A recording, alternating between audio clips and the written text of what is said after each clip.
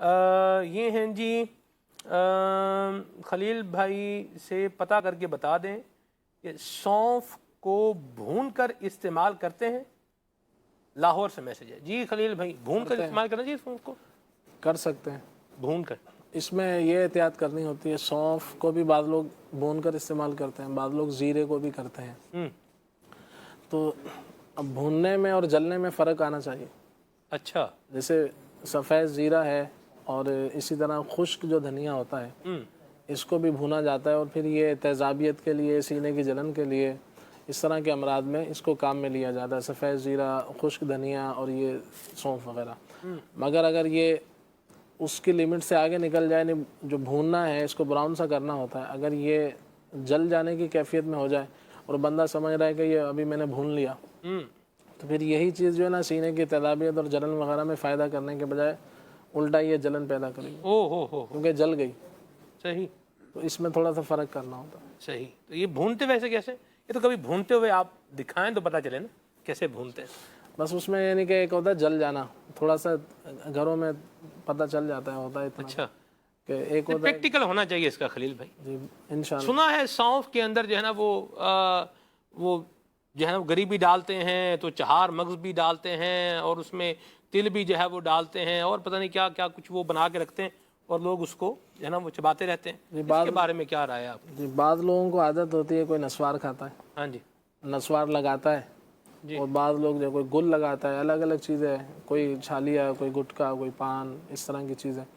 اب جو اس میں زیادہ تر چیزیں جو ہے نا وہ نقصان دہ ہوتی ہیں، صحیح ہے، فائدہ مند کم ہی ہوتی ہے. تو ایسے لوگوں کو چاہیے کہ وہ مصری لے لیں، اور تھوڑی سی سونف لے لیں، اور سفید زیرہ لے لیں، اور اسی طرح سے دھنیے کا مغز آتا ہے پیلے پیلے کلر کا، کشنیز، مغز کشنیز کہا جاتا ہے، وہ لے لیں.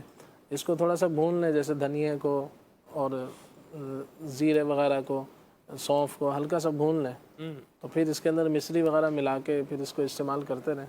تو انشاءاللہ یہ معدے کی تیزابیت کے لیے، ہاضمے کے لیے، نظر کے لیے ایک تو مفید بھی ہو جائے گی. جو جیسے سونف ہے یہ دماغ بھی تیز کرتی ہے، نظر بھی تیز کرتی ہے، معدے کی تیزابیت کے لیے ہے.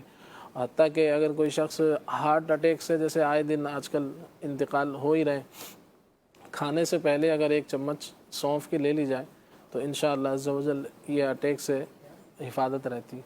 اگر ایسے لوگ اپنی عادتوں کو چھڑانے کے لیے اگر اس کو کھاتے رہیں تو انشاءاللہ فائدہ ہوگا. مگر یہ ہے کہ یہ چھوٹی چھوٹی چیزیں ہوتی ہیں نا، جیسے سونف ہے یا سفید زیرہ ہے، اب یہ دانتوں میں پھنس جاتے ہیں. اب جب آپ نے نماز پڑھنی ہے تو پھر اس کو صاف کرنا ہوگا، کلی وغیرہ صحیح طرح کرنی، اچھی طرح سے کلی کر لیں. یا پھر ایسا ہے کہ نماز کا جب ٹائم ہو تو پھر اس سے پہلے کم از کم یہ نہ کھائیں آدھا ایک گھنٹہ، تاکہ منہ صاف رہے.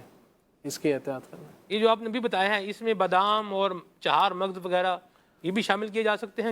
غریبی ہوتی ہے. اچھا گری ایک تو ہوتی ہے نا، جیسے وہ کھوپرا ہوتا ہے، جیسے وہ مطلب ایک تو جی ایک تو آپ نے وہ کھوپرا بھی اس میں شامل کر سکتے ہیں، پاؤڈر جو ہوتا ہے کھوپرے کا، ہاں جی پاؤڈر، ایسے بھی کاٹ کے بھی اس کو استعمال کر سکتے ہیں وہ، اور اس سے لذت بڑھ جاتی ہے. اور یہ کھوپرا جو ہے یہ بھی آنکھوں کے لیے، دماغ کے لیے مفید ہے، حافظے کے لیے.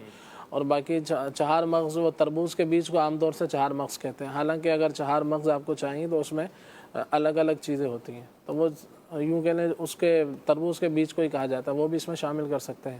اگر آپ نے سارے چہار مغز استعمال کرنے ہیں تو اس میں کھیرے کا بیج آتا ہے، کھیرے کا بیج ہے، خربوزے کا بیج ہے، تربوز کا بیج ہے، کدو شریف کا بیج ہے. تو ان چاروں کو کہتے ہیں چہار مغز. صحیح، چہار مغز تمام یہ بھی ڈال سکتے ہیں بیچ میں، یہ بھی ڈال سکتے ہیں. مگر یہ کہ جب یہ چیزیں ڈالیں گے نا، جیسے اگر آپ نے یہ چہار مغز ڈالا، اس میں بادام وغیرہ ڈالے، تو پھر اس کو آپ تھوڑی مقدار میں بنائیں. یہ نہیں کہ 2 کلو بنا کے رکھ لیا اور پھر یہ اس میں کیڑے پڑ جاتے ہیں، جیسے پھپھوندی وغیرہ لگ جاتی ہے جیسے بعض چیزوں میں.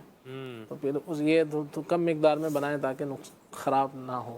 واہ جی واہ، ماشاء اللہ. انشاءاللہ یہ اچھا ہوگا. جن لوگوں کو نیند نہیں آتی ان کو بھی فائدہ کریں گی. اچھا نیند بھی آئے گی؟ نیند بھی آئے گی انشاءاللہ.